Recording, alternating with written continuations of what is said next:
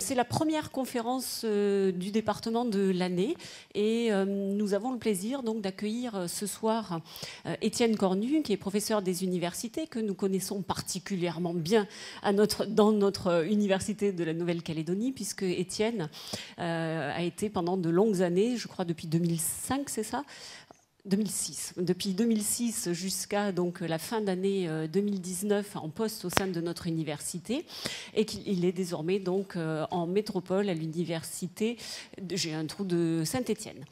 Donc c'est avec un grand plaisir que nous le retrouvons ce soir dans le cadre d'une mission d'enseignement à l'Université de la Nouvelle-Calédonie sur le droit international privé, et à l'occasion en fait des missions d'enseignants-chercheurs, nous leur demandons et nous les sollicitons pour qu'ils donnent une conférence au profit donc du département de droit, économie, gestion et du grand public, notamment donc lorsque les thématiques intéressent le grand public. Donc Étienne ayant énormément travaillé, œuvré et apporté sur la recherche en matière de droit coutumier, nous l'entendrons donc ce soir sur l'indépendance de la Nouvelle-Calédonie et la transformation de la citoyenneté en nationalité calédonienne. Et nous lui souhaitons une bonne fin de séjour également, puisque normalement il devrait reprendre un avion, si tout va bien, demain soir. Voilà, bonne soirée à tous, bonne conférence et merci de votre présence malgré le contexte.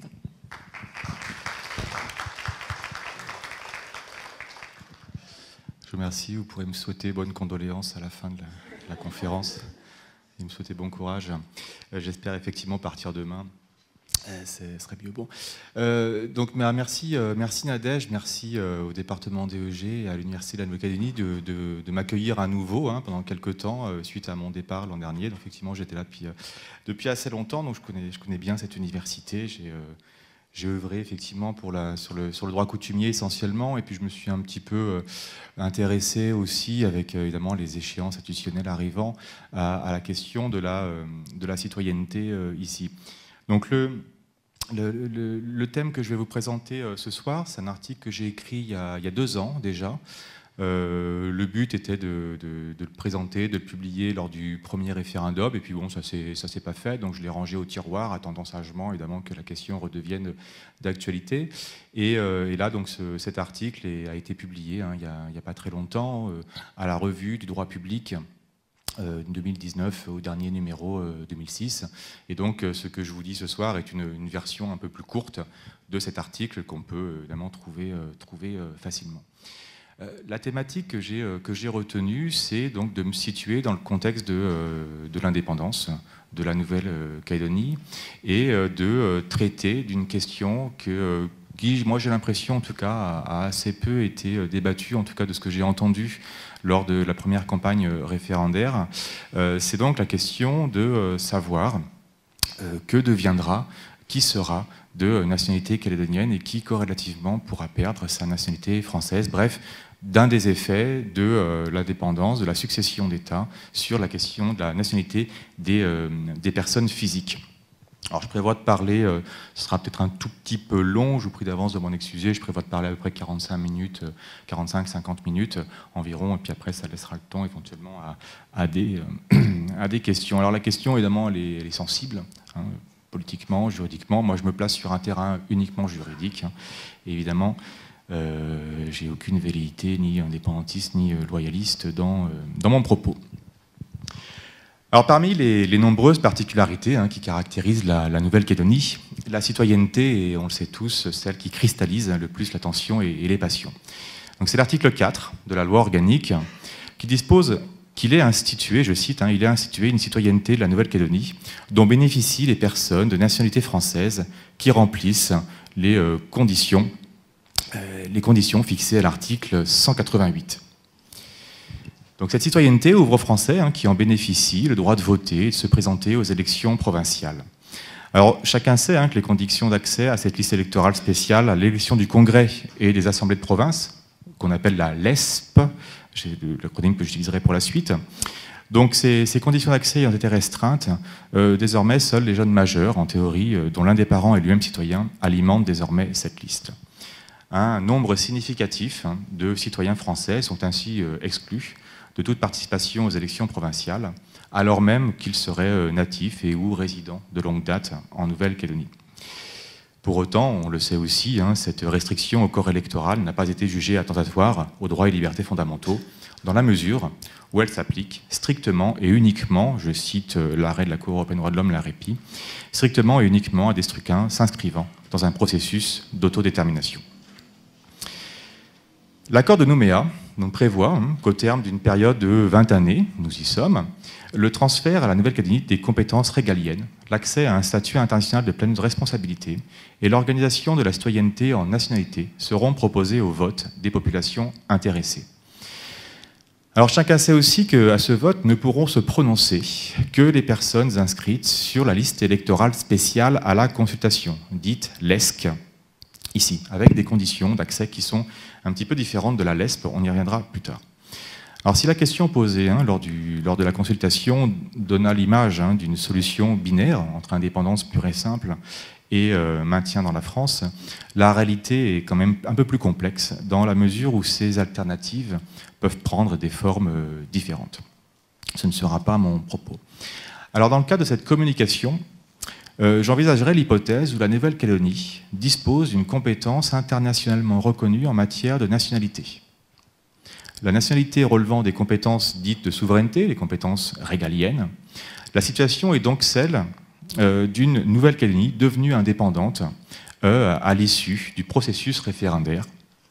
Indépendance qui arrivera à la seule condition qu'une majorité d'électeurs inscrits sur la LESC soit favorable à ce résultat.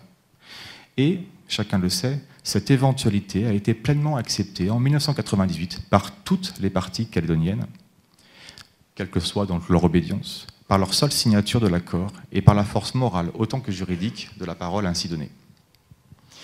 La problématique que l'on aura donc, c'est celle des conséquences d'une succession de souveraineté sur la nationalité des résidents de Nouvelle-Calédonie.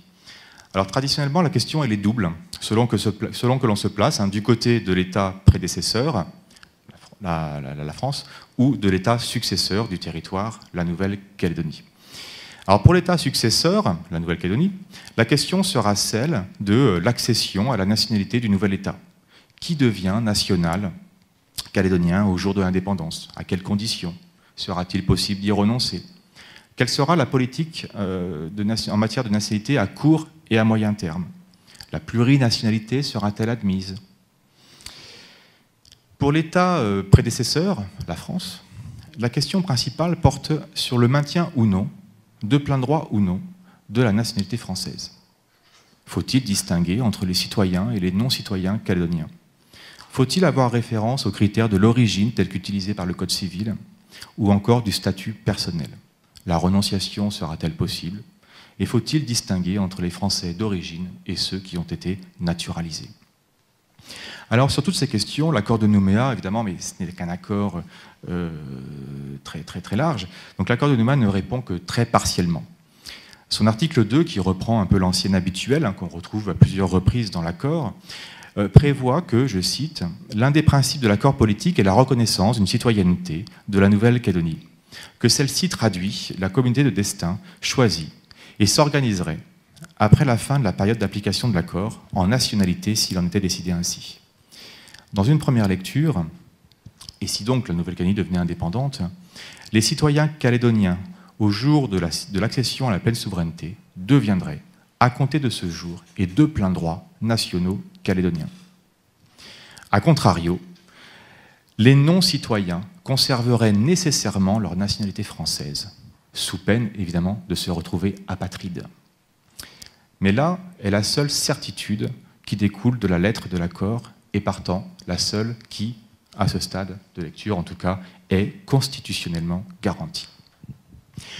Alors historiquement, évidemment, cette question de la nationalité, de la succession d'États sur la nationalité n'est pas une question nouvelle. La France, on le sait, a fait face à des vagues d'indépendance, en particulier dans les années 60 et 70. Et donc, toutes ces questions donnèrent lieu à des solutions diverses qui, chacune, a traduit une volonté politique propre à chaque situation. Si par principe, les résidents sur le territoire transféré au jour de l'indépendance perdent la nationalité de l'État cédant pour prendre celle du nouvel État, la situation en réalité fut très souvent réglée de façon différente, dépendant étroitement du contexte dans lequel le transfert de souveraineté intervint. On comprend tout à fait que l'indépendance de l'Algérie, qui s'est faite de manière violente, n'a pas pu se traiter au regard de la nationalité de la même façon que d'autres transferts, tels que ceux de Comores ou des Nouvelles-Hébrides, qui se sont faits, peut-être un petit peu de manière tendue, en tout cas s'agissant des Comores, mais de façon en tout cas très, finalement, pacifique. Donc de ce point de vue, l'expérience calédonienne pourra tout à fait se nourrir de ces expériences passées. Alors il n'en demeure pas moins que le contexte calédonien est fondamentalement différent de celui de ces situations auxquelles la France a dû faire face dans les années 60-70. Et ce pour deux raisons. La première, elle est générale et elle tient à l'influence grandissante des droits et libertés fondamentaux dans le droit de la nationalité des États. Alors, outre qu'il existe désormais de nombreux textes internationaux relatifs à la nationalité en cas de succession d'États, les méthodes et les solutions qui seront dégagées dans le contexte calédonien devront composer avec ce qu'on appelle désormais un droit à la nationalité, qui découle des libertés fondamentales telles que développées par la Convention européenne des droits de l'homme, notamment. La seconde différence est contextuelle et tient à l'accord de Nouméa, qui, malgré sa caducité, dès lors que la Nouvelle-Calédonie sera devenue indépendante, fixe le principe de la transformation de la citoyenneté en nationalité et, partant, l'un des acquis de la consultation référendaire. Ainsi, pour envisager quelles pourraient être les conséquences de l'indépendance en termes de nationalité française et calédonienne, il convient de définir à la fois un encadrement des critères par les sources, c'est ce que je verrai dans un premier temps, que par le respect des valeurs fondamentales, ici. Donc deux parties, de façon tout à fait classique, un encadrement des critères par leurs sources. La nationalité, relevant des compétences régaliennes, chacun des États peut, par sa propre loi, et sans du tout en rendre compte à l'autre, c'est-à-dire de manière totalement souveraine, définir les conditions dans lesquelles sa nationalité sera conservée ou perdue, s'agissant de l'État prédécesseur, ou, pour l'État successeur, à quelles conditions elle sera acquise. Donc tout ça peut se faire vraiment de manière souveraine de chacun des deux États. Alors si le droit international, issu notamment des textes de l'ONU, et que le droit commun, s'agissant en tout cas de la France à ce stade, peut prévoir des règles, le plus souvent, on le verra, les nécessités commanderont le recours à une solution adaptée, soit par une convention bilatérale, à défaut par une loi spéciale. C'est ce que le droit commun français prévoit en ces circonstances. Donc en fait, dans la question, on a plusieurs types de règles. Le droit commun français, tel qu'est prévu par le Code civil, mais ce droit commun français n'est en fait quasiment jamais appliqué parce que c'est un texte qui s'applique par défaut et très souvent, donc il y a des solutions spéciales qui sont prises. Donc j'écarte directement, je ne vais pas vous évoquer le droit commun français, donc je vais passer directement à la deuxième sous-partie d'après-partie sur la nécessité d'une solution adaptée.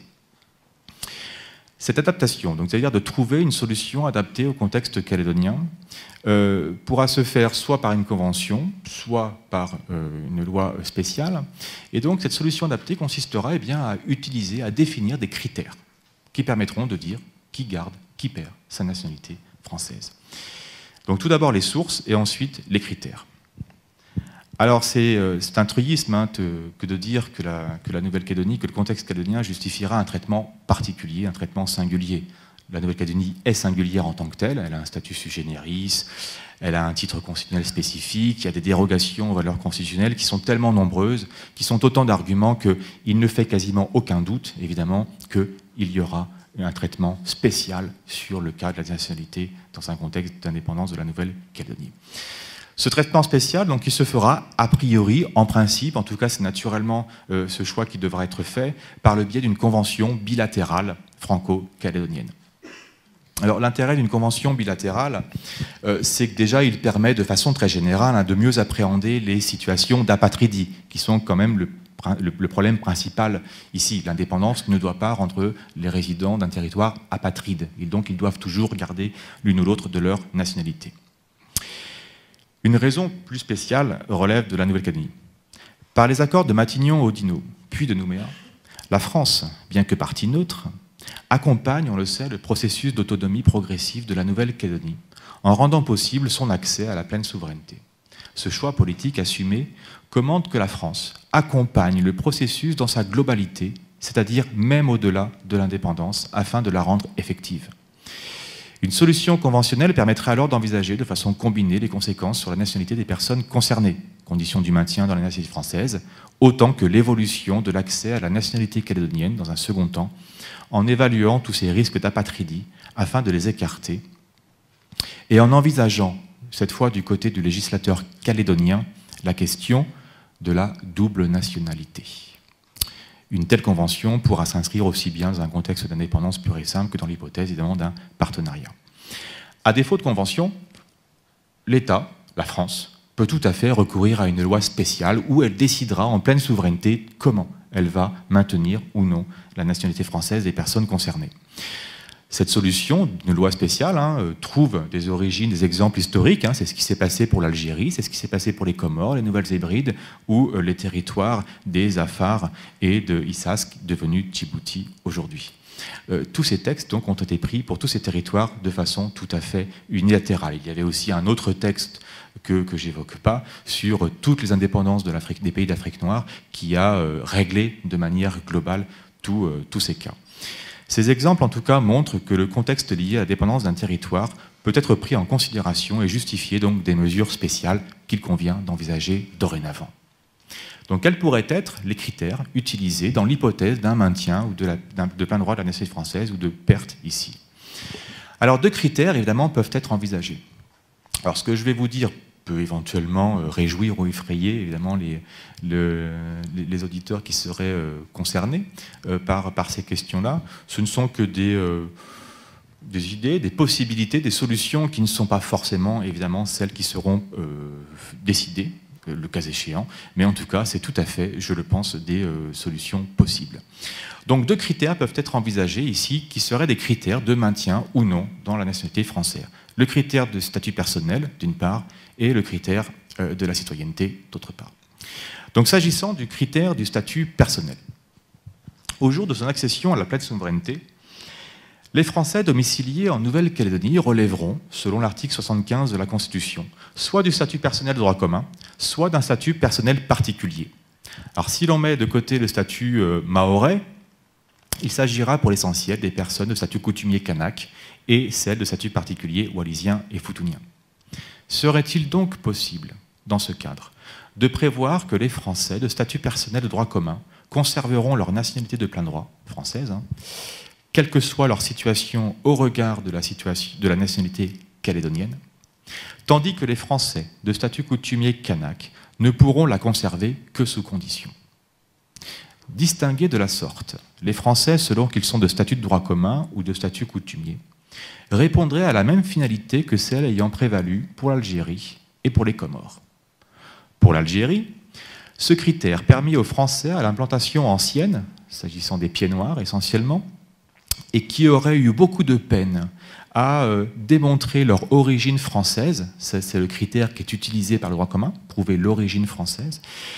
Donc ça a permis à ces Français qui auraient grand peine à démontrer leur origine française, ou parce que ces intéressés étaient de souche européenne, aussi pour faire simple, à conserver leur nationalité française. C'est pourquoi ce critère-là a été utilisé.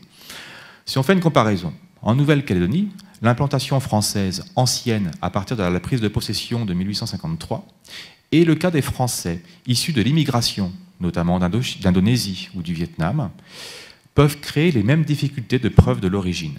Or, toutes ces personnes sont de statut de droit commun. S'agissant des Comores, le critère du statut personnel a eu justement pour finalité d'écarter de la nationalité française de plein droit les Comoriens, d'origine française par le fait de l'histoire coloniale, mais sans être de souche européenne, c'est-à-dire ces personnes qui étaient de statut local. Transposées à la Nouvelle-Calédonie, les personnes de statut coutumier, toutes kanak, de par leur ascendance, sont sans aucun doute d'origine française au sens du droit commun français, c'est-à-dire au sens de l'article 32 du Code civil. Les Kanaks sont d'origine française selon le critère utilisé, qui utilise un critère de filiation ici et d'installation durable. Donc ça ne fait aucun doute.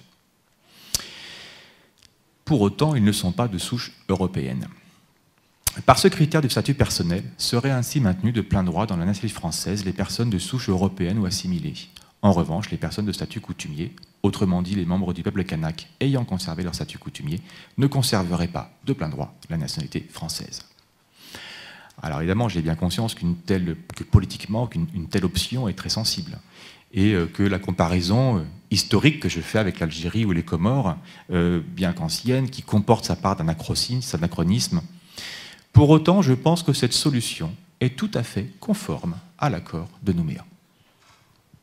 L'identité kanak, en effet, imprègne l'accord de Nouméa, dont elle est l'un, sinon le principal leitmotiv. Il reconnaît également le peuple kanak aux côtés du peuple français. Ce peuple, on le sait, peut vivre selon ses coutumes, avec ses propres institutions et autorités coutumières. Alors, le statut particulier kanak était évidemment reconnu avant l'accord de Nouméa de 1998 par l'article 75 de la Constitution. Mais l'accord, justement, a réaffirmé ce lien essentiel entre, d'une part, l'identité kanak et, d'autre part, ce statut particulier, rebaptisé pour l'occasion, donc, statut coutumier kanak. Et donc, ces personnes bénéficient, par ce statut, et ce sont les seules personnes de statut particulier qui bénéficient du statut dérogatoire, au droit commun des statuts particuliers, par la possibilité de revendiquer le statut coutumier, de revenir au statut commun, de revenir ensuite au statut coutumier, bref, de faire des va-et-vient entre les différents statuts ici, ce qui n'est pas possible ailleurs. L'appartenance au statut coutumier kanak relève donc d'un choix plein et entier de la personne, auquel il est très aisé de renoncer autant qu'il est possible d'y revenir, même après une renonciation. En ce sens, on peut tout à fait affirmer que l'appartenance d'une personne au statut coutumier est un élément assumé de son identité. Et la Cour de cassation ouvre, même en dehors des hypothèses légales, une action en revendication de ce statut. On sait que la coutume est appliquée en matière civile, qu'il y a des juridictions en formation coutumière, et qui donc, juridiquement, le statut coutumier donc, trouve ce fondement dans le respect d'une identité culturelle. Sa reconnaissance à ce statut coutumier apparaît donc comme le ferment d'un processus de conquête du droit à l'identité. Cette revendication, on le voit, s'inscrit ainsi dans le sens d'un différentialisme juridique assumé. Par capillarité, ce critère, donc utilisé, je le rappelle, le statut coutumier pour dire que les Kanaks ne conserveraient pas la nationalité française, par capillarité, ce critère pourrait tout à fait trouver écho, il me semble, dans la revendication indépendantiste, issue majoritairement du peuple kanak. D'une part, par l'idée parfois véhiculée par des responsables indépendantistes de l'absence d'attachement à la nationalité de l'État, de tutelle, dont ils auraient hérité, je cite, par accident, c'est-à-dire par l'histoire du fait colonial. D'autre part aussi, avec le souhait pour les nationaux du nouvel État d'être majoritaires dans leur propre pays, ce qui suppose non seulement pour l'État successeur de ne pas nécessairement admettre la pluralité de nationalités, mais aussi pour l'État prédécesseur de restreindre le maintien de plein droit dans sa nationalité.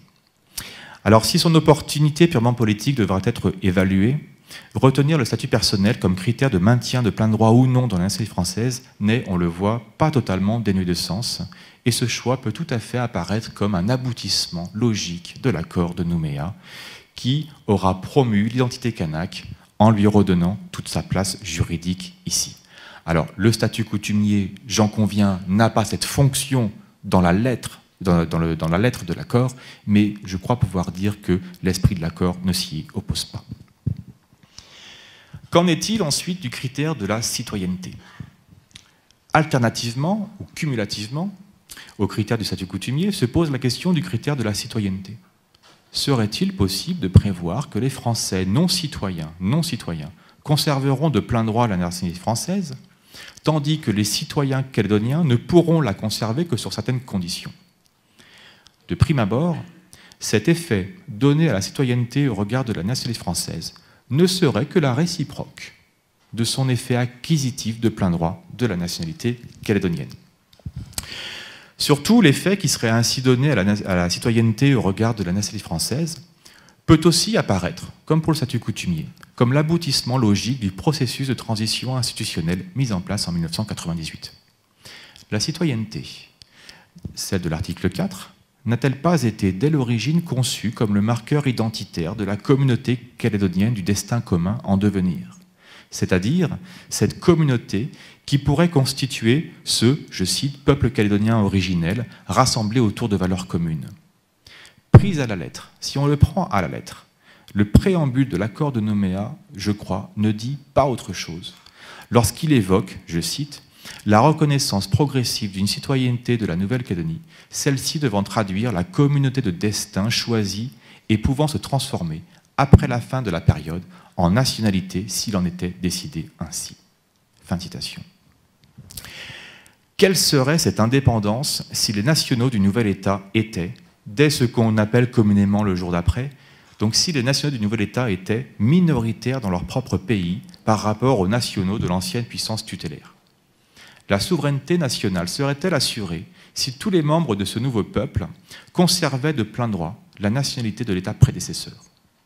Historiquement, la distinction qui a été adoptée en 1960 et 1962 pour les indépendances des années 60 par le législateur français pour les territoires à l'époque concernés, donc cette distinction, nous explique le professeur Paul Lagarde, je le cite, avait été dictée par le souci de l'intérêt général, notamment celui des États accédant à l'indépendance et qui, décemment, ne pouvaient avoir une population qui eût conservé, dans sa totalité, la nationalité de l'ex-colonisateur. Fin de citation. Or, si l'acquisition de la nationalité calédonienne, elle-même restreinte, on le sait, à la mesure de la citoyenneté, ne s'accompagne pas de la perte corrélative de la nationalité française, on perçoit aisément, ce n'est pas la peine de sortir de Polytechnique et d'avoir fait beaucoup de mathématiques, on perçoit aisément que les membres du peuple calédonien ne constitueront qu'une minorité au sein de leur propre pays naissant. La logique de l'engagement de la France dans l'accord de Nouméa l'oblige aussi d'ailleurs à accompagner le processus d'autonomie jusqu'à son terme et même au-delà. Dès lors que l'indépendance aura été voulue, la France devra donner au nouvel État les moyens d'exercer pleinement sa souveraineté. Restreindre à certaines catégories de Français le maintien de plein droit dans leur nationalité française, décision qui relèvera de la seule compétence de la France, peut à cet égard apparaître comme une obligation au regard des textes internationaux et en particulier au regard du pacte international relatif aux droits civils et politiques de New York du 19 décembre 1966, mais aussi, il me semble, en vertu de l'accord de Nouméa. Le professeur Paul Lagarde, c'est un éminent spécialiste du droit de la nationalité, une très grande référence dans cette discipline, écrit ainsi, je le cite encore, que l'article 1er du paragraphe 3 du pacte de New York, qui fait obligation aux États parties, y compris ceux ayant administré des territoires non autonomes, donc fait obligation aux États parties de faciliter le droit des peuples à disposer d'eux-mêmes. Cette obligation peut inclure celle de les aider à constituer une population nationale autonome. Fin de citation. Et donc, la possibilité de retenir ce critère de la citoyenneté pour écarter le maintien de plein droit dans la nationalité française, alternativement ou cumulativement à celui du statut coutumier, ne peut, je pense, ainsi être négligée. Elle permettrait au nouvel État, alors sauf pour les intéressés à massivement renoncer à la nationalité calédonienne et donc à conserver la nationalité française, elle permettrait donc au nouvel État de se créer une population constitutive majoritairement calédonienne, gage d'une souveraineté interne. Alors il n'en reste pas moins que, comme pour le statut coutumier, j'ai bien conscience que donner cet effet à la citoyenneté sera politiquement extrêmement sensible. Et je pèse mes mots dans la mesure où ce choix reviendrait à dénier le maintien de plein droit dans la nationalité française de personnes de statut commun, c'est-à-dire des personnes qui sont françaises par attribution iure sanguinis, par le sang, et iure soli, par le sol, et par plus de droit du sol, un double droit du sol, triple droit du sol, autant de générations qu'il en faut pour l'avoir, sur plusieurs générations, autrement dit des personnes qui ne sont pas, je cite, françaises par accident. Pour être retenus et mis en œuvre, en tout cas, ces critères doivent être également conformes aux valeurs nationales. C'est ma deuxième partie. Tout cela, toutes ces solutions, pour qu'on puisse être retenus, doivent être conformes aux valeurs fondamentales qui gouvernent la matière. Alors, dans le contexte calédonien, ces valeurs fondamentales sont absolument nombreuses et variées, autant pour encadrer le maintien dans la nationalité française que pour définir les conditions d'acquisition de la nationalité calédonienne ici. Simplement, s'agissant de la nationalité calédonienne, les suites de l'indépendance en fait, créera deux périodes, encore une fois. L'accord de Nouméa, on le sait, prévoit une période transitoire. L'indépendance permettra d'en sortir, mais l'indépendance créera une nouvelle période transitoire, ici dite d'instauration institutionnelle, qui précédera donc une deuxième période dite cette fois de consolidation ici. Donc les principes fondamentaux ne vont pas en réalité s'appliquer de la même manière, avec la même intensité, selon que l'on se placera sur l'une ou sur l'autre de ces périodes.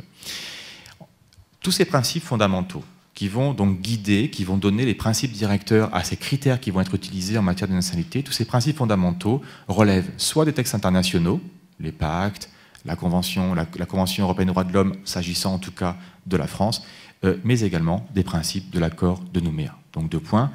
Je verrai d'abord les principes fondamentaux issus de l'accord de Nouméa et ensuite les principes internationaux. Donc tout d'abord, quels sont les acquis de l'accord de Nouméa sur la définition de critères de cette question?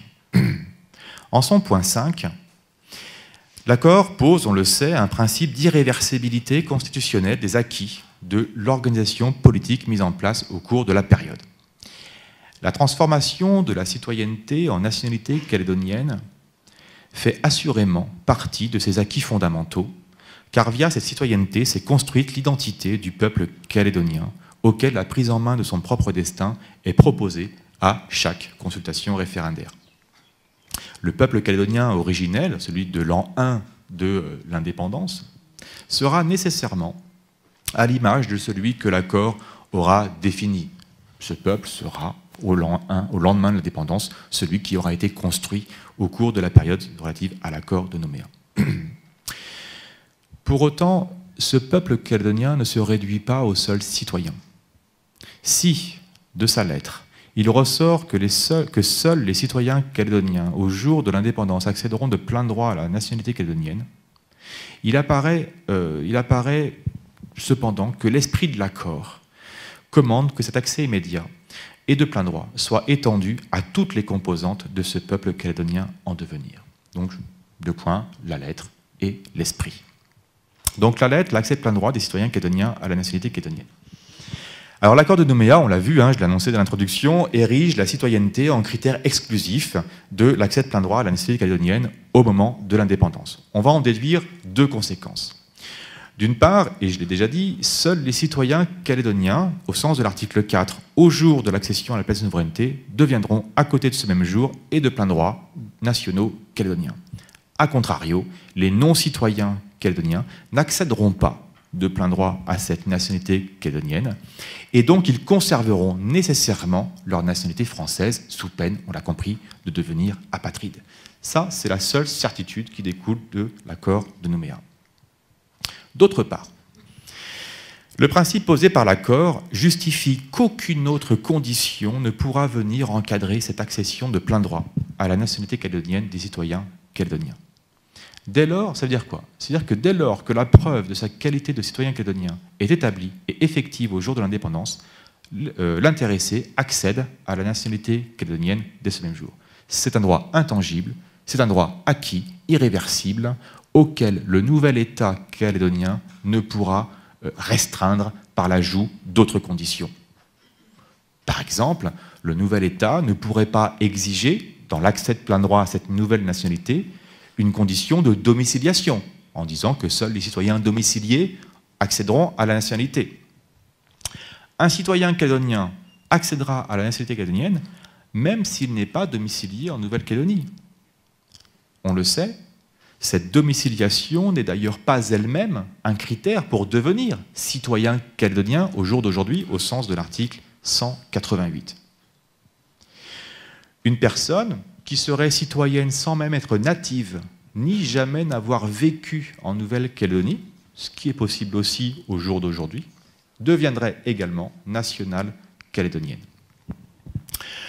Domicilié en Nouvelle-Calédonie, un citoyen qui la quitterait très subitement, très rapidement, l'indépendance ayant été arrivée, accédera néanmoins à cette nationalité calédonienne, alors même que ce citoyen n'aurait plus aucun esprit de retour sur le territoire d'origine. De la même façon, le fait pour un citoyen calédonien, au sens de l'article 4 toujours, de ne pas avoir eu le droit de participer à la consultation référendaire n'est pas en soi un obstacle à son accès à la nationalité calédonienne. Donc, aussi étrange que cela puisse paraître, un citoyen calédonien, parfois, ne peut pas voter à la consultation référendaire. C'est le cas, par exemple, des Français non natifs de Nouvelle-Calédonie, arrivés sur la collectivité entre le 1er janvier 1995 et le 8 novembre 1998 et qui sont demeurés depuis, ici. Ces personnes, bien que citoyennes calédoniens et donc pouvant voter, inscrits sur la LESP, et donc pouvant voter au provincial, ne remplissent pas les conditions pour voter aux différentes consultations. Eh bien, ces personnes, néanmoins, accèdent à la nationalité calédonienne. Plus généralement, il ne sera pas possible, par exemple, pour le nouvel État, d'invoquer, par exemple, l'absence de condamnation pour crime ou délit, ici. Le nouvel État ne peut pas dire que seuls les citoyens calédoniens qui ont un casier judiciaire vierge deviendront nationaux calédoniens, ici. Alors même que cette condition est parfois remplie. Je reviendrai sur cet aspect des choses. Une autre question qui peut se poser aussi, c'est le cas des mineurs. Le cas des mineurs au jour de l'indépendance. Dans la mesure où le critère de la citoyenneté, c'est ça qui permet de savoir qui sera national calédonien, mais dans la mesure où ce critère de la citoyenneté repose sur une capacité électorale, eh bien, l'accès à la nationalité calédonienne, toute condition par ailleurs remplie, suppose que la personne, que l'intéressé, soit majeur, et 18 ans, enfin majeur, en tout cas qu'il ait 18 ans au regard du code électoral ici. En ce sens, une personne mineure, au jour de l'indépendance, elle deviendra nationale calédonienne quand? Est-ce au jour de l'indépendance? Est-ce au jour de sa majorité? La logique commande que ce mineur devienne mineur au jour de l'indépendance, sans attendre sa majorité ici. Pourquoi? Parce qu'elle remplit déjà toutes les conditions, si ce n'est celle de l'âge. Et donc, elle a, dès sa naissance, quasiment, un droit acquis à devenir national calédonien, ici, par le fait qu'elle est citoyenne, ici. Ça, c'est la lettre. L'esprit, ensuite, de l'accord permet de dire qu'outre les citoyens calédoniens, au sens de l'article 4, au moins 2 catégories de personnes doivent, selon l'esprit de l'accord, être entendues comme faisant partie du peuple calédonien en devenir et, partant, accéder de plein droit à la nationalité calédonienne, alors même que ces personnes seraient, si on les considère purement individuellement,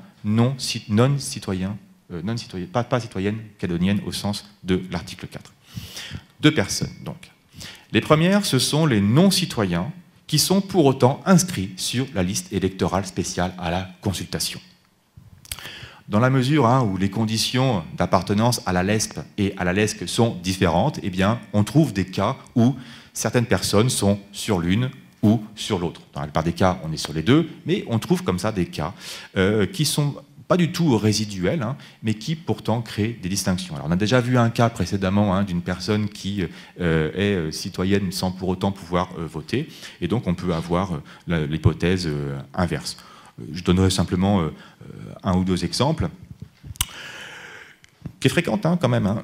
Une personne née en Nouvelle-Calédonie au cours du séjour temporaire de ses parents métropolitains, non citoyens. Donc, pour parler simple, l'enfant de 2 oreilles qui sont venus comme ça pendant 4 ans attraper leur prime, qui sont ensuite repartis dès la très petite enfance avec eux, et qui, cette personne devenue majeure, revient s'installer sur le territoire calédonien après le 8 novembre 1988. Eh bien, cette personne n'a pas la qualité de citoyen calédonien, au sens de l'article 4. Pour autant, native de Nouvelle-Calédonie, et dès lors qu'elle y trouve le centre de ses intérêts matériels et moraux, les CIM, elle peut demander son inscription sur la LEX en vertu de l'article 218 petit d de la loi organique. Je passe sur le deuxième exemple pour avancer. Or, ces électeurs inscrits sur la LESC, sans pour autant être sur la LESP, ont un lien par définition relativement fort et reconnu comme tel avec la Nouvelle-Calédonie. Et d'ailleurs, à chaque fois que le concept de peuple calédonien est invoqué de manière officielle, par exemple par la voix du Premier ministre devant le Congrès, ou encore par l'exposé des motifs de la délibération du Congrès ayant fixé la date de la consultation, où ces notions de peuple calédonien sont expressément utilisées de manière quand même relativement forte, eh bien, le peuple calédonien, disent ces textes et ces affirmations, sont composés par les citoyens référendaires, par les électeurs référendaires. Ce sont eux qui sont considérés en premier. Et donc on le voit, permettre à ces non-citoyens, mais pour autant électeurs référendaires, leur permettre d'accéder à la nationalité calédonienne paraît conforme à l'accord de Nouméa. L'autre catégorie de personnes, ce sont les personnes de statut coutumier, ici. L'appartenance au statut coutumier au jour de l'indépendance doit pouvoir être considérée dans l'esprit de l'accord de Nouméa comme un critère permettant d'accéder à la nationalité calédonienne. Alors, on pourrait dire que de toute façon, de façon quasi intégrale, toutes les personnes de statut coutumier seront de toute façon soit citoyennes calédoniennes au sens de l'article 4, soit citoyennes référendaires. Quasiment. Le statut coutumier est en tant que tel un critère d'inscription sur la LESC. Ce n'est pas un critère en tant que tel d'inscription sur la LESC, mais a priori, les Kanaks de statut coutumier remplissent a priori la plupart des conditions pour être inscrits. Pour autant, il peut tout à fait y avoir des personnes de statut coutumier qui ne relèvent ni de l'autre, ni de l'une, ni de l'autre de ces règles spéciales. Qu'on se souvienne de l'enquête qui avait été faite, une comparaison des registres à la fin de l'année 2017, où il a été constaté qu'environ 11 000 personnes n'étaient pas inscrites sur la liste générale, condition pour ensuite être inscrites sur les listes spéciales. Et que parmi ces 11 000 personnes, 2 tiers étaient de statut civil coutumier. Eh bien, on conçoit bien 2 tiers de 11 000 sur une population électorale, ça a du poids dans le processus électoral. Donc que l'on se souvienne de ça, et ça montre que ce critère de donner la nationalité calédonienne à des personnes de statut coutumier, parce qu'elles ne seraient pas en tant que telles citoyennes calédoniennes, en tout cas pas officiellement, eh bien, peut avoir un intérêt non négligeable ici. En pratique, la preuve de l'appartenance au statut coutumier sera établie par l'inscription de l'intéressé au registre de l'état civil coutumier. Il y a des Kanaks qui sont Kanaks, évidemment, mais qui ne sont pas de statut civil coutumier, qui sont de statut commun parce qu'ils peuvent y renoncer, je l'ai déjà dit. Il n'en reste pas moins que pour produire cet effet acquisitif de nationalité, il me semble qu'un principe de sécurité juridique commande à ce que la condition soit l'inscription, et pas simplement le critère ethnique qui, quand on pense au métissage, ne veut pas dire grand-chose, en tout cas doit être relativisé. Et donc, pour bénéficier de cet effet, il faudra simplement rappeler que les Kanaks qui ne seraient pas de statut commun peuvent très facilement revenir vers le statut de droit coutumier pour bénéficier de cet effet-là. Admettre cela, me semble-t-il, est conforme à l'accord de Nouméa. Pour que ces critères soient admis, il faut aussi qu'ils soient conformes aux droits et libertés fondamentaux, ici. Alors, tout ce contexte, toute cette question de la nationalité, de la perte, du maintien, de l'acquisition de la nationalité du l'État est quand même très encadré au niveau international. Il existe beaucoup de textes internationaux qui parlent de manière générale du droit à la nationalité et de manière particulière de ce contexte de la succession d'États dans le maintien ou non de la nationalité de l'État prédécesseur et de l'acquisition ou non de la nationalité de l'État successeur. Pacte de New York et des conventions, et aussi un texte qui n'a pas de force normative, un recueil d'articles datant de 1999 pris par la Commission du droit international de l'ONU. Donc tous ces textes-là pourront évidemment servir d'étalons ici pour définir les critères ici. Mais ici, il faut distinguer ces deux périodes. J'avais dit, pour apprécier cette conformité, il faut distinguer ces deux périodes. La période de départ, celle qui naît de l'indépendance, cette période transitoire qui suivra la période transitoire dont on est déjà ici et dont on sortira, et une seconde période où les droits seront affirmés plus distinctement. Donc tout d'abord, sur la première période, la question en fait ici qu'on se pose, c'est est-ce que les critères du statut coutumier, est-ce que les critères de la citoyenneté, est-ce qu'ils peuvent être donc discriminatoires pour dire si oui ou non il y a une perte de nationalité? J'ai déjà dit que, en tant que tel, oui, on peut très bien y songer, et que tout ça est conforme à l'accord de Nouméa, je pense. Est-ce pour autant conforme à ces principes internationaux, puisqu'il y a quand même la hiérarchie énorme qui commandera cela? S'agissant tout d'abord du critère de la citoyenneté, et plus largement du peuple calédonien, donc là je prends toutes les citoyennetés, quelles qu'elles soient ici, pour l'accès à la nationalité calédonienne ou pour le non-maintien dans la nationalité française. On connaît le contentieux qu'il y a eu à propos de la citoyenneté calédonienne restreinte à certaines catégories de personnes. Donc on peut tout à fait supposer, présager qu'il y aura aussi un contentieux de ce type pour les personnes exclues de la nationalité calédonienne ou au contraire écartées de la nationalité française. Et donc s'interroger sur l'internationalité, la conventionnalité de ces critères, évidemment, se pose ici. Si l'indépendance de la Nouvelle-Calédonie devait marquer la fin de cette période transitoire, elle ouvrirait néanmoins une nouvelle phase de transition institutionnelle. Alors cette phase concernera toutes les conditions ici d'accueil ou de rejet. Ces conditions d'accueil ou de rejet dans la nationalité calédonienne ou dans la nationalité française apparaissent comme autant d'acquis irréversibles, sur lesquels, il me semble, les organes internationaux auront quand même beaucoup de mal à écarter, alors qu'elles les ont adoubés dans la période relative à l'accord de Nouméa. Si on admet la restriction à l'accès au corps électoral spécial, il me semble que réciproquement, une restriction à l'accès à la nationalité française, enfin au maintien et à la nationalité calédonienne, pourra aussi, a priori, en tout cas, être admis ici. Donc on retrouve les critères habituels. Il conviendra en tout cas de vérifier, par exemple, que ces critères ne conduisent à aucune discrimination, notamment qui serait fondée sur les opinions politiques. Le fait d'avoir voté pour ou contre l'indépendance, par exemple, ne pourra pas être pris comme un critère pour écarter ou maintenir une nationalité ici. Bon. De ce point de vue-là, on peut présager que les critères définis par l'accord de Nouméa ne poseront pas de difficultés. Alors, un exemple pour bien montrer qu'il faut distinguer cette période transitoire d'une période plus lointaine à plus ou moins long terme, c'est encore une fois à propos des condamnés à une lourde peine. Est-ce qu'on peut écarter de la nationalité calédonienne, au niveau de l'indépendance, de plein droit, donc, les citoyens calédoniens qui n'auraient pas de casier vierge, qui auraient commis des crimes ou des délits potentiellement graves?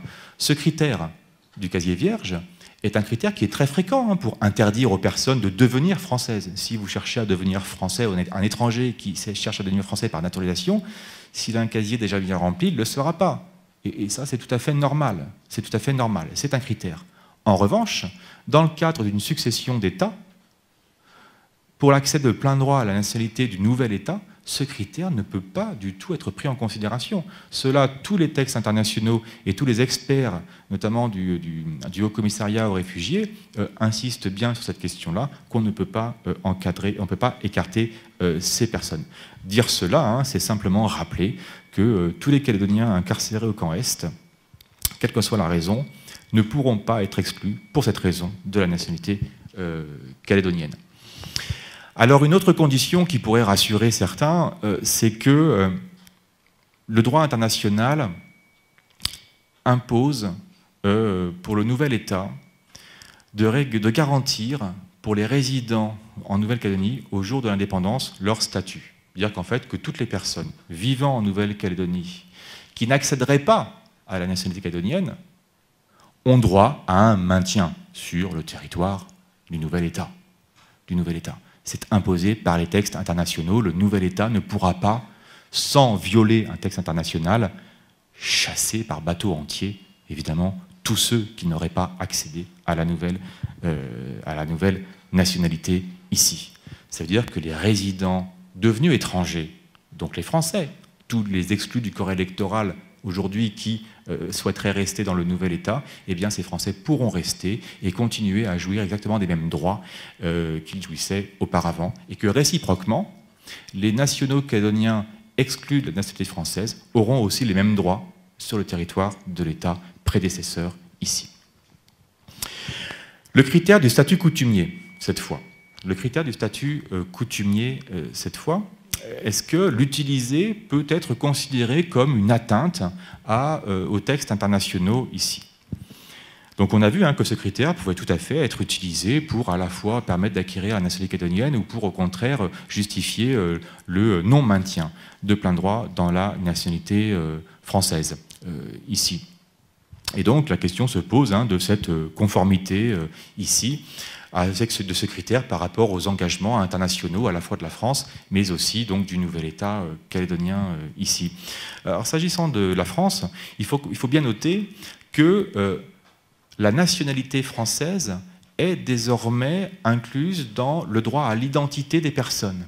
Et donc qu'à ce titre, la nationalité relève de l'article 8 de la Convention européenne des droits de l'homme, qui protège le droit au respect à la vie privée et familiale, et qui donc, à ce titre encore une fois, peut être confrontée à l'article 14 de la Cour européenne des droits de l'homme, qui interdit toute discrimination. Donc il y a un contrôle qui est possible et qui se fera. La question est donc simple.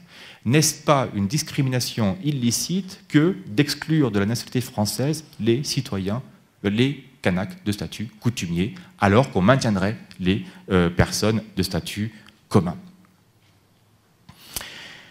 Si le sujet est sensible, je crois qu'on peut douter d'un tel risque, et donc affirmer qu'il n'y a pas de problème au regard des textes internationaux. Tout d'abord, si l'appartenance au statut coutumier kanak trouve évidemment un fondement dans l'existence d'une communauté ethnique particulière avec sa culture, ses langues, il n'en reste pas moins que le statut coutumier est tout à fait construit sur des critères objectifs et somme toute très classiques qu'on retrouve dans la nationalité, la filiation, la volonté et la possession d'État. C'est par ces conditions qu'on est ou pas de statut coutumier kanak. Un métis, par exemple, dès lors qu'il est reconnu simultanément par ses deux parents, est de statut commun. L'hypothèse et le critère ethnique, on le voit, n'a pas de prise ici sur ce statut. Et aussi, les Kanaks ne sont pas enfermés dans le statut coutumier kanak parce qu'ils sont Kanaks. Ils peuvent tout à fait en sortir, quitter le statut de droit coutumier pour aller vers le statut commun. Et la seule condition pour cela, c'est de le demander au juge. Quitter le statut coutumier, c'est très facile, il suffit de le demander au juge, le juge valide, il n'y aura pas de problème. Mieux encore, mais ça ce n'est que mon opinion, évidemment, qui n'a pas encore été étayée par la jurisprudence, l'interprétation audacieuse qu'a eue la Cour de cassation à la suite de la Cour d'appel de Nouméa de l'article 15 de la loi organique permet, je pense, je l'affirme, permet à une personne qui n'a aucune ascendance kanak de devenir de statut coutumier. Donc on voit que le critère de statut coutumier n'est pas un critère ethnique qui pourrait relever d'une discrimination jugée illégale au regard des textes internationaux. La question s'est d'ailleurs déjà posée, c'est-à-dire que ce contentieux par rapport à la légitimité, à la légalité internationale du critère du statut personnel local a déjà été posé devant la juridiction, devant la Cour de cassation, à propos du statut des Algériens. En Algérie, à l'indépendance, les Algériens de statut personnel de droit local ont perdu la nationalité française. Seuls les Algériens de statut commun ont pu la conserver ici. C'est allé devant la Cour de cassation, où un Algérien de statut local a considéré que c'était discriminatoire ici et qu'il a invoqué pour cela les textes internationaux. Eh bien, la Cour de cassation a rejeté ce grief-là en jugeant, je cite, « la détermination par un État de ses nationaux par application de la loi sur la nationalité », c'est toujours une compétence de souveraineté, je le rappelle, ne peut constituer une discrimination dès lors qu'est assuré le droit à une nationalité. Si un Kanak perd la nationalité française, de toute façon, il accède à la nationalité calédonienne, donc il n'est pas apatride ici. Il y a eu une QPC aussi sur cette question, et que la Cour de cassation a refusé de transmettre au Conseil constitutionnel, estimant, je cite, que la question posée ne présente pas un caractère sérieux, dès lors que les dispositions légales critiquées, fussent-elles fondées sur l'origine, découlaient nécessairement de l'accession à l'indépendance de certains territoires, laquelle ne pouvait que conduire, dans un but d'intérêt général, à distinguer la population restant de plein droit, celle de la République française, de celle des nouveaux États indépendants, dont les nationaux étaient soumis à une manifestation de volonté de rester français. Le Conseil constitutionnel, dans une autre affaire, partage tout à fait cette décision. Donc on voit que ce critère qui utiliserait le statut personnel coutumier n'est pas un critère discriminatoire au sens de la jurisprudence la plus haute française, au regard des textes internationaux, n'est absolument pas discriminatoire. D'ailleurs, à propos du statut coutumier kanak, la Cour de cassation a déjà eu l'occasion de le dire aussi, dans 2 affaires. Ça concerne les affaires privées, à propos d'une part du dualisme judiciaire, qui oblige les personnes de statut coutumier à aller, après être allées devant le juge pénal, aller devant le juge civil pour réclamer des dommages d'intérêt coutumier, alors que les personnes de statut commun, elles, font tout devant le juge pénal. Unité d'un côté, dualité de l'autre. Ou encore, lorsqu'il s'agit d'apprécier est-ce qu'une femme kanak a droit à une prestation compensatoire en vertu du Code civil, la réponse est non, parce que c'est la coutume qui s'applique, et ça, ce n'est pas discriminatoire, par comparaison à une femme qui ne serait pas de statut coutumier kanak, qui, elle, pourrait avoir cette prestation compensatoire. Dans les 2 cas, la Cour de cassation a dit que ce n'est pas discriminatoire au sens de l'article 14 de la CEDH, parce que c'est prévu par le statut coutumier. Il a été vu également que même si les personnes de statut coutumier n'étaient ni citoyennes ni inscrites sur la LESC, eh bien, de toute façon, elles pourront devenir nationales calédoniennes, et donc il n'y a pas de risque ici d'apatridie. Donc on voit que le grief d'inconventionnalité du critère du statut coutumier, à mon sens, ne tient pas. Par extension, le critère de la citoyenneté, a priori, ne tient pas non plus ici. Est-ce que utiliser la citoyenneté pour dire qu'une personne n'est plus française, c'est pareil, à mon sens, ça ne sera pas jugé incompatible avec les droits fondamentaux, pour 2 raisons au moins, a fortiori d'ailleurs. D'une part, dans la mesure où la citoyenneté ne dépend pas, en termes d'appartenance, à un statut personnel commun ou particulier. Tous les Calédoniens, quel que soit leur statut, peuvent accéder à cette citoyenneté. Donc il n'y a pas de discrimination, on le voit dans l'accès à la citoyenneté, il n'y a pas de discrimination à l'intérieur de ce qu'on peut appeler communément le peuple calédonien ici. D'autre part, la citoyenneté étant un critère d'accès de plein droit à la nationalité calédonienne, prévu par l'accord de Nouméa, les citoyens calédoniens qui perdraient la nationalité française, de toute façon, auront une nationalité, la nationalité du nouvel État. Et c'est bien là, au regard des textes internationaux, c'est bien là l'essentiel, ici. Qu'on se rassure néanmoins, à supposer même que la convention bilatérale franco-calédonienne utilise ces critères-là avec ces conséquences-là, les textes internationaux, de toute façon, obligent les États prédécesseurs et successeurs de donner une option aux personnes concernées. Et donc, de permettre aux personnes devenues calédoniennes d'y renoncer pour récupérer leur nationalité française. Et de la même façon, mais ça pose plus de soucis, ça pose plus de problèmes au regard des droits internationaux, de renoncer à être maintenu dans la nationalité française pour prendre la nationalité du nouvel État. Mais ça, ce n'est possible que si cette perte de la nationalité française ne crée pas une apatridie. Or, ça ne peut se poser que dans un deuxième temps ici. L'histoire montre que la France a toujours prévu ces cas-là, que l'histoire montre que la France a toujours prévu cette possibilité de maintien, mais à des conditions limitées et pour un temps limité. Ça a toujours été pour un temps très limité, 2 ans, enfin entre 6 mois et 2 ans en général, post-indépendance. Et ça a parfois été soumis à des conditions très particulières. Par exemple, les Comoriens qui perdaient de plein droit, les Comoriens de statut local qui ont perdu de plein droit leur nationalité française, pouvaient la conserver, pouvaient conserver leur nationalité française, mais à 2 conditions. Celle d'aller s'installer en France métropolitaine, pas à Mayotte, et celle d'être autorisée par le gouvernement. Bon, il y avait un peu de défiance à l'époque, c'est aussi pour ça qu'on applique des critères assez difficiles. Et donc, la France pourrait tout à fait prévoir ce type de distinction. Je passerai très rapidement, parce que c'est peut-être pas encore le propos, déjà on se place dans un début d'indépendance, alors on ne va pas réfléchir à 10 ans ou 15 ans après l'indépendance, mais après cette première phase, où on le voit, la question qui se pose, c'est qui devient de plein droit et qui garde la nationalité française ou qui la perdrait. Ensuite, il y aura une deuxième période, au bout d'un certain temps, de consolidation.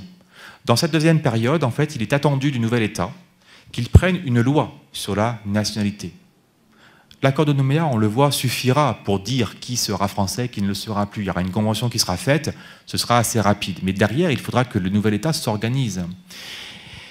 Si on peut concevoir que dans une première période, la période transition, d'installation du nouvel État, si on peut concevoir que ce nouvel État est une conception un peu restreinte des membres qui composent sa communauté nationale, justement pour se construire un nouveau peuple, d'accord ? Et donc de restreindre l'accès. En revanche, cette restriction ne peut pas s'inscrire dans la durée. Cette restriction ne peut pas s'inscrire dans la durée. Ce serait non conforme aux textes internationaux. Ça veut dire quoi ? Ça veut dire que si les personnes installées durablement en Nouvelle-Calédonie et souhaitant y rester, elles auront le droit d'y rester, hein, elles ne seront pas mises dehors, c'est pas possible. En tout cas, ce serait en violation des règles internationales, qu'on se rassure. Mais que si ces personnes restent, elles seront étrangères dans ce pays-là. Mais elles pourront accéder à la nationalité à terme. C'est-à-dire que le gel du corps électoral spécial qu'on connaît aujourd'hui, ce ne sera pas possible dans le cadre de la nationalité. Il ne pourra pas y avoir de gel de la nationalité calédonienne ici. C'est contraire aux engagements internationaux. Et donc, il faudra permettre aux conjoints étrangers, donc y compris français, hein, des Calédoniens, par exemple, d'accéder à la nationalité. Il faudra permettre aux résidents de longue durée d'accéder aussi à cette nationalité. J'ai déjà été long, donc ma conclusion, je vais la faire très très vite. Tout ça pour dire que cette question de l'indépendance de la Nouvelle-Calédonie, on le voit, éminemment complexe. Qu'on peut tout à fait affirmer que l'indépendance est quelque chose qui est simple, qui se fera et que tout est décidé et que rien ne changera. En réalité, les choses changeront et en tout cas, pour qu'elles ne changent pas, il faut quand même le décider. Et que pour que les choses ne changent pas, il faut quand même le décider entre deux États souverains qui peuvent donc le refuser aussi. Et en cela, il y a vraiment, il me semble, au-delà de tous les principes fondamentaux qui vont s'appliquer, qui vont gouverner ces questions-là, l'accord de Nouméa d'une part, qui bien que caduque, on le voit, continuera quand même à agir pendant longtemps sur la constitution du nouvel État, et en tout cas ses règles fondamentales. Donc en plus de ces règles fondamentales, il y a quand même deux questions qui sont absolument importantes ici. C'est un, l'apatridie, et deux, il faut quand même bien avoir conscience que la nationalité, c'est pas qu'un passeport.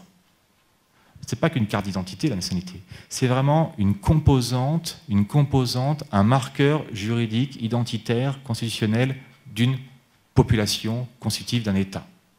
Et donc, il me semble de bien prendre conscience du fait que une indépendance ne sera pas une véritable indépendance, en tout cas à mon sens, si la population nationale calédonienne se retrouvait minoritaire dans son propre pays. Et c'est ce qui se passera si rien ne change. Ça veut dire que si tout le monde reste français, il y a les citoyens qui deviennent citoyens, tout le monde reste français, les autres, on continue à vivre comme ça, eh bien les nationaux calédoniens seront minoritaires dans leur propre pays. Je ne crois pas que ce soit comme ça qu'on conçoit une indépendance, et en tout cas qu'on assure la souveraineté d'un nouvel État. Je vous remercie. Vous m'entendez? Bon, je ne sais pas vous, mais moi, je n'ai pas envie de vivre dans ce futur pays indépendant que nous a décrit Étienne. Alors, je vais vous parler d'un autre pays où ça ne se passe pas comme ça. Ce qui est étonnant dans l'exemple d'Étienne, c'est que tous les exemples qu'il donne sont des exemples d'indépendance foirée, à la française. L'Algérie, j'y reviens pas. Mayotte, la partition. Je rappelle que quand même 95% de la population comorienne a voté pour l'indépendance, sauf Mayotte à 65% pour la France, et qu'ensuite on a détaché Mayotte, contrairement aux règles du droit international. Aujourd'hui, vous savez que Mayotte s'appelle l'île comorienne de Mayotte sous droit étranger à l'ONU. Donc ça s'est mal passé. Les Nouvelles Hébrides, ça s'est mal passé aussi. Pourquoi? Parce que la résidence de France aux Nouvelles Hébrides, au moment de l'indépendance, a reconnu la séparation de Santo. Les Français ont essayé de faire le coup de Mayotte. Et évidemment, les néo-hébridais ont fini par dire écoutez, vous allez choisir votre légitimité. La double nationalité, elle était prévue. Puisque vous considérez que vous êtes pour le séparatisme, vous allez choisir Et donc tous ces exemples-là sont exactement ce qu'il ne faut pas faire, c'est-à-dire des indépendances loupées à la française. Ici, c'est le seul pays pour l'instant, la France prépare depuis 30 ans une indépendance préparée, négociée, discutée. Donc il faut arrêter de prendre l'exemple algérien comme étant l'exemple pour le pays. Alors, revenons maintenant à ce qui va se passer. Étienne l'a dit, le Code civil, il ne s'applique jamais.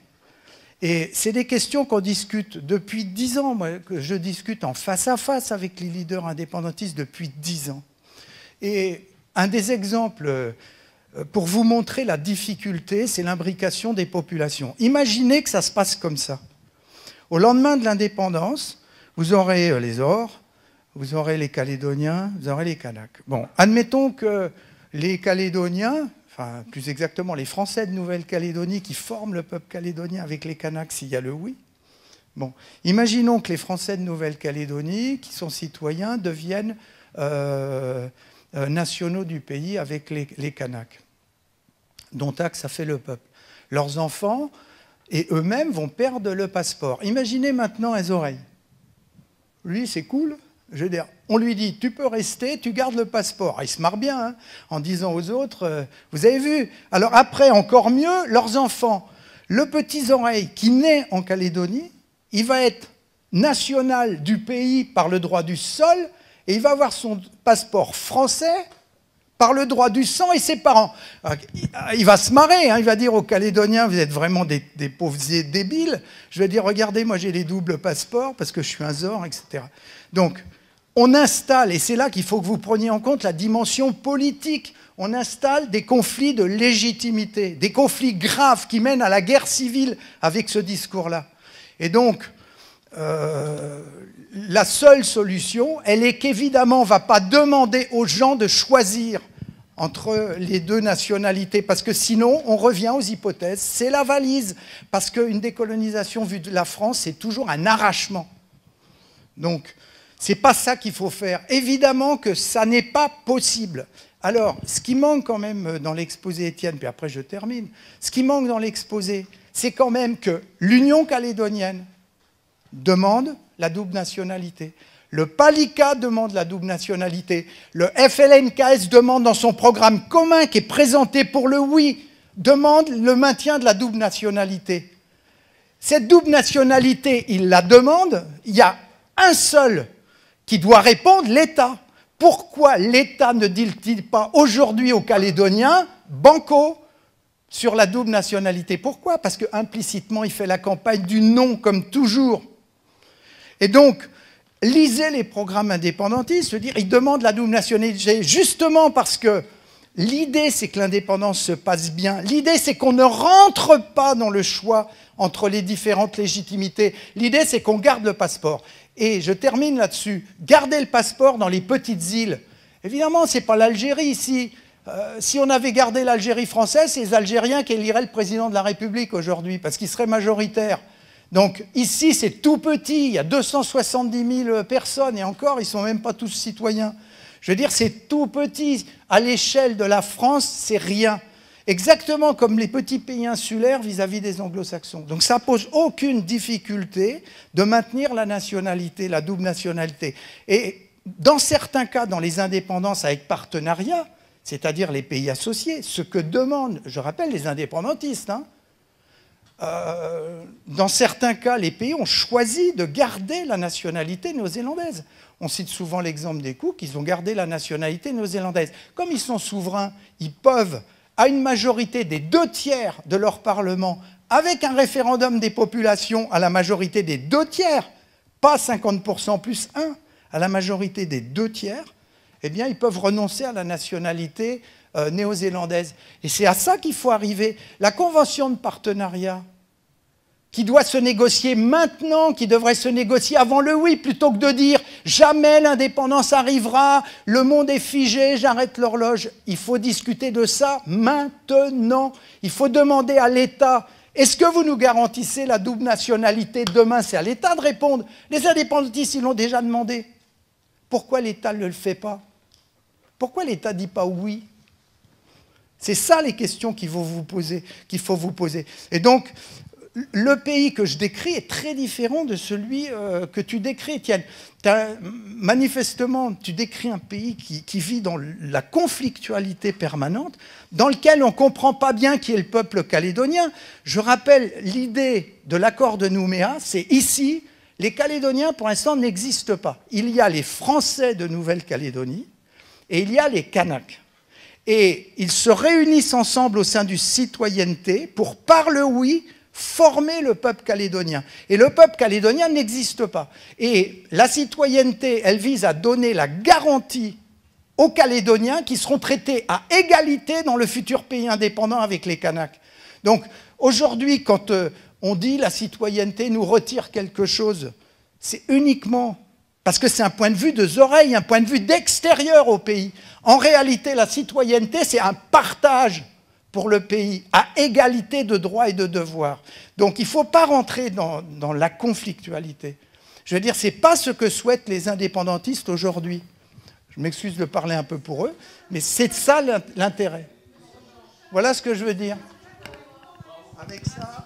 Avec ça, vous avez de quoi discuter, hein, parce que rentrer tout le temps, on va perdre notre passeport, etc., vous allez vivre dans la névrose pour rien, parce que ça n'est pas le pays d'aujourd'hui, encore moins le sens du vote.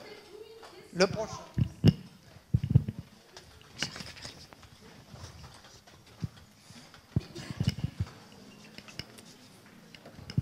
Merci. Alors d'un côté, on a un discours universitaire et qui se base uniquement sur le droit, et de l'autre côté, on a un discours politique. Donc c'est bien. Monsieur Chauchat, vous êtes effectivement rassurant en nous disant, en tout cas pour certains, qu'effectivement il y aura la double nationalité. Pour le moment, c'est une hypothèse. C'est un vœu, visiblement, et une hypothèse. Vous avez dit tout à l'heure qu'il ne pouvait pas y avoir de question de choix. Or, il nous a été annoncé que de toute façon, c'était un principe de droit international. Donc je ne pense pas que la Calédonie pourra s'en extraire.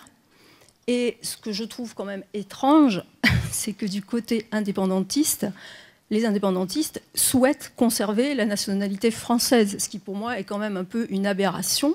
C'est-à-dire qu'on veut devenir indépendant, on assume pleinement cette identité-là, et on ne peut pas avoir les deux. C'est-à-dire que je ne peux pas vouloir l'indépendance de mon pays et vouloir rester rattaché à la France.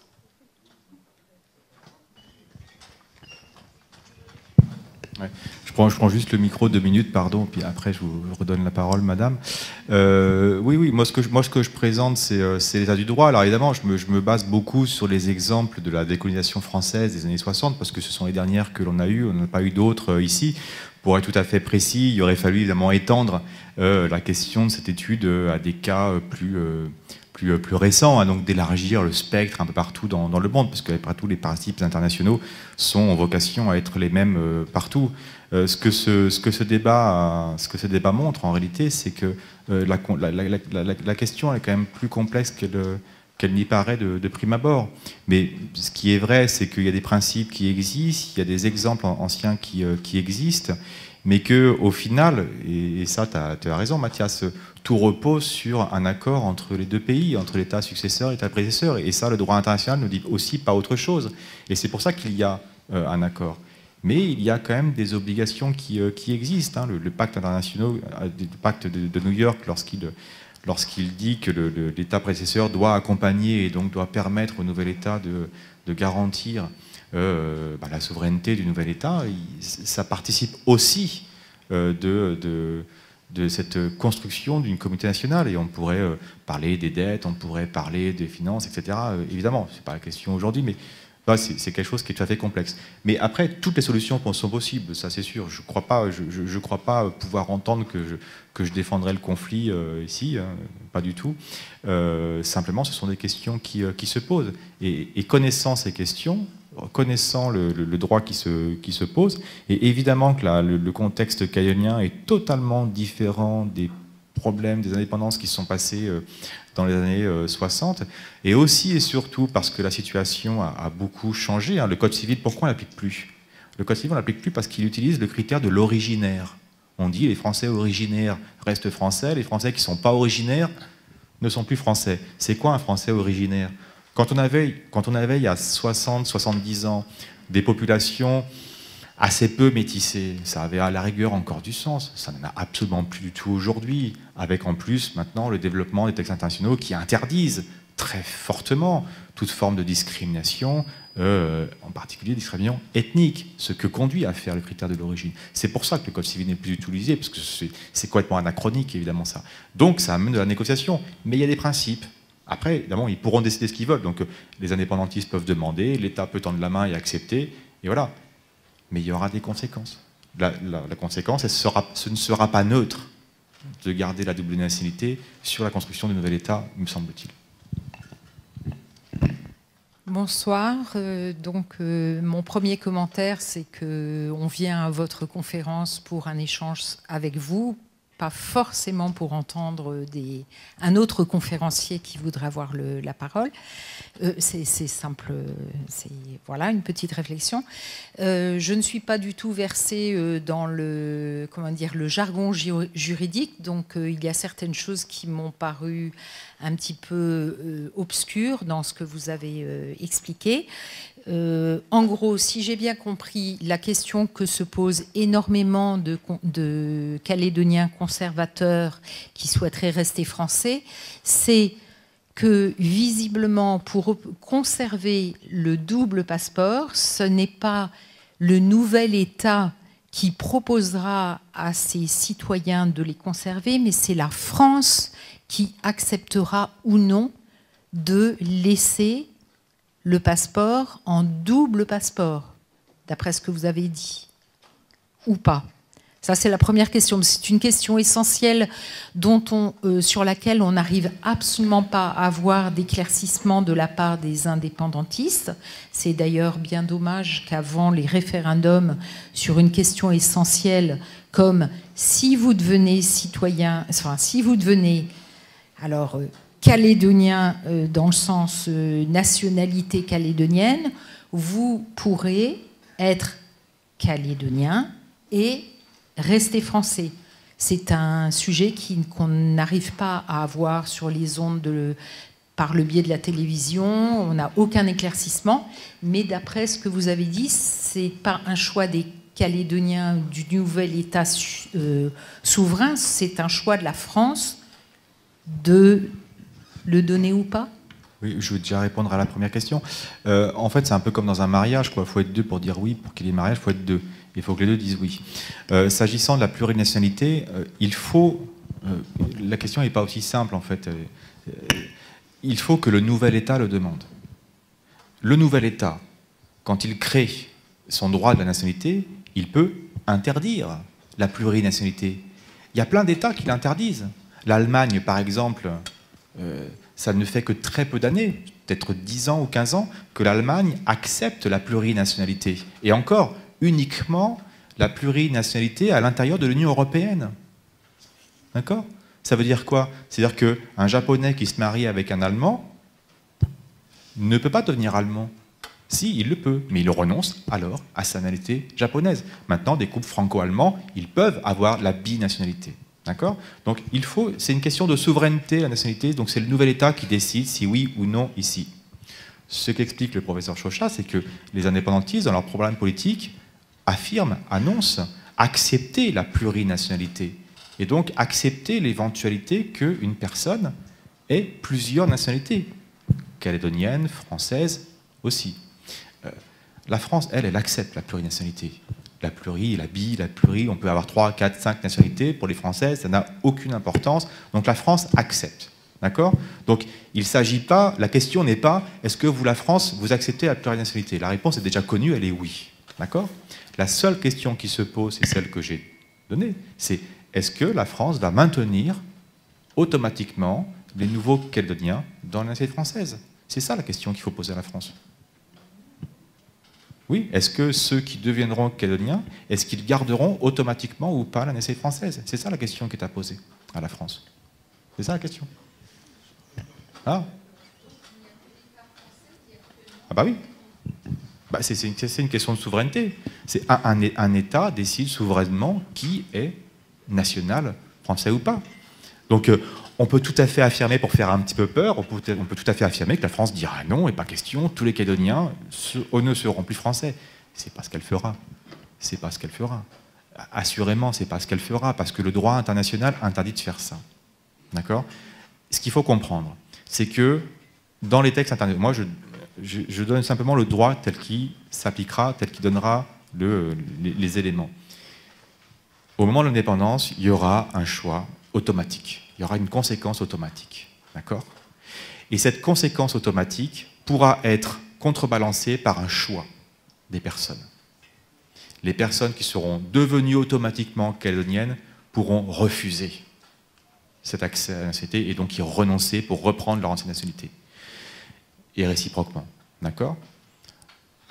Après, la question est de savoir, est-ce qu'il y aura une plurinationalité ? Mais la question de la plurinationalité ne dépend au jour d'aujourd'hui que du nouvel État calédonien, qui sans doute l'acceptera, parce que ça va quand même dans le sens, de l'histoire. Quand on affirme aujourd'hui le droit à une nationalité, ça veut dire qu'aujourd'hui, la nationalité est considérée au regard de la personne vers l'État. La personne peut revendiquer un droit à la nationalité à un État. Pendant très longtemps, c'était le chemin inverse. C'était l'État qui dit qui sont ces nationaux, qui sont ces sujets. D'accord ? Aujourd'hui, les rapports sont un petit peu inversés. Ce qui fait que, et ça je partage tout à fait l'avis du professeur Chauchat qui peut tout à fait donner son avis dans une enceinte de l'université. L'université, ça sert aussi à ça, on peut échanger, donc on est tout à fait libre de dire ce qu'on veut. Il y a pas de, enfin moi, ça ne me pose absolument aucun problème, on est là pour débattre de manière très, très ouverte. Mais qui a des règles, et puis tout relève sur l'État, quoi. On prend une autre question. Bonsoir. Moi, je suis passionné d'histoire et je regarde les processus de décolonisation au travers le monde, comme ça a été fait par le Royaume-Uni, au travers de toutes ces anciennes possessions, du Commonwealth, tout ça, après qu'ils étaient associés. Je trouve regrettable que la France ne suit pas l'exemple des Anglais, comment ils ont accompagné le processus de décolonisation des pays qui étaient rattachés à la tutelle anglaise. Parce que normalement, quand un pays s'engage dans un processus de décolonisation, il doit tout mettre en œuvre, il doit faire la campagne pour que le pays accède à sa pleine souveraineté. Comme les Anglais, ils ont fait. Après, ils ont fait le Commonwealth, c'est-à-dire des richesses communes. Ils sont toujours attachés à la couronne britannique. Mais quand je regarde actuellement, j'ai l'impression que dans tout ce qui a été fait, dans ce qui est engagé par l'État depuis les accords de Matignon, il y a eu cadre à venir, il y a eu tous les trucs qui ont été mis en place pour donner la pleine compétence au territoire. Mais je vois aujourd'hui, mais j'ai l'impression que l'État n'accompagne pas jusqu'au bout la Calédonie de ce processus de décolonisation, des accords de Nouméa, tout ça. Il y a encore des transferts de compétences qui n'ont pas été attribués à la Calédonie. Il y a plein de choses qui n'ont pas été faites encore. Je pense que l'État français devrait prendre en main toutes ces choses-là et accompagner complètement la Calédonie vers sa pleine souveraineté. C'est tout. Merci. Et puis, il faut arrêter de se regarder en chaîne faïence. Le faire société, ça veut dire vivre ensemble. Moi, je suis du Nord. Le destin commun, on l'a vu on le vit tous les jours, avec des caldoches, des blancs, des oreilles javanais. C'est juste à Nouméa, quand je viens à Nouméa, je suis choqué de voir que tout le monde se regarde en chaîne faïence. Il n'y a pas de destin commun, c'est juste, voilà. C'est que des mots, il faut arrêter ces bêtises-là. On veut faire société, voilà, moi, j'ai du sang kanak, j'ai du sang européen, voilà. Je regarde comment ça se vit à Nouméa. Moi, je suis du Nord. Le destin commun, on le vit tous les jours, nous. Dans les actes quotidiens, à la pêche, la chasse, tout. C'est comme ça qu'on vit. On vit en société, on vit en harmonie, en paix, il y a une cohésion sociale complète. Je trouve regrettable que tout le monde vient de l'extérieur, ils imposent leur regard, ils font l'analyse de la Calédonie, de notre territoire, sans vraiment vivre ici sur le territoire. Des gens de métro, au Canada, n'importe, ils viennent, ils analysent la situation coloniale du pays, ils disent ceci, comme ça, comme ci, comme ça. Mais c'est faux, il faut vraiment vivre sur le territoire pour comprendre complètement la situation du pays. Je suis tout à fait d'accord avec vous. Que pour à Nainville-les-Roches, ils ont ouvert la voie aux autres. Ouais. À Nainville-les-Roches, ils ont ouvert la voie à toutes les populations venues par la colonisation. Tout le monde, pour qu'on fasse société ensemble. C'est ça le but de notre destin commun, c'est ça. Il faut arrêter de se regarder en chaîne faïence, dire ça, faire des batailles idéologiques. L'indépendance, c'est une juste question idéologique. Mais en fin de compte, c'est quoi l'indépendance? C'est vivre ensemble, partager commun, une richesse commune, c'est ça l'indépendance. Si je peux intervenir. Au-delà du niveau politique, ou juridique, ou je ne sais quoi. Merci bien. Bonne soirée à tous. Merci. Oui. Tu as tout à fait raison que les meilleurs observateurs de la Nouvelle-Calédonie sont ceux qui ont vécu suffisamment longtemps. Alors combien de temps il faut vivre en Nouvelle-Calédonie? Combien de temps il faut vivre en Nouvelle-Calédonie pour avoir la légitimité de parler de la Nouvelle-Calédonie? Ça, je ne sais pas. Hein. Je ne sais pas si vivre 13 ans suffisent. Mais bon, je me dis que ça donne un certain regard quand même. Après, bon, la question de savoir où est-ce qu'on va sur l'accord de Nouméa, c'est pas le sujet hein, de ma conférence ce soir. Si on a un regard uniquement juridique, alors sans doute qu'on peut toujours voir hein, le verre à moitié plein, le verre à moitié vide, hein, selon qu'on voit. Hein. Y a quand même un constat qui doit être fait, c'est que l'accord de Nouméa, au regard du système général français, on va quand même assez loin hein, dans la construction d'une autonomie. Alors on peut considérer que ça va trop loin, on peut considérer que ça va pas assez loin, selon que l'on est d'une tendance ou d'une autre. En tout cas, quand on est un observateur un peu extérieur qui connaît un tout petit peu la Nouvelle-Calédonie, on se dit que d'un point de vue juridique, ça va quand même relativement loin comparativement à l'État centralisateur français. Bon, j'enfonce des portes ouvertes hein, quand je dis ça, mais la Nouvelle-Calédonie dispose en tant que territoire quand même d'un certain nombre de compétences qui sont déjà bien assumées. Alors évidemment que l'accord demande d'aller encore plus loin avec encore des transferts, notamment de l'article 27 de la Constitution, et d'aller encore plus loin avec le référendum hein, qui emportera évidemment tout le reste. Mais voilà, mais ça c'est bon, ça c'est un peu hors sujet par rapport à ce soir évidemment, mais ça montre que la Nouvelle-Calédonie est dans un système assez complexe. Et que parfois, c'est quand même bien d'avoir des regards extérieurs. Sur ces dernières paroles, nous allons clôturer cette première conférence donc, du département de droit, économie, gestion de l'année. J'espère que ce ne sera pas la dernière avant quelques semaines ou quelques mois. En tous les cas, merci de votre présence, merci pour ces débats vifs et animés, et merci à Étienne. Bonne soirée.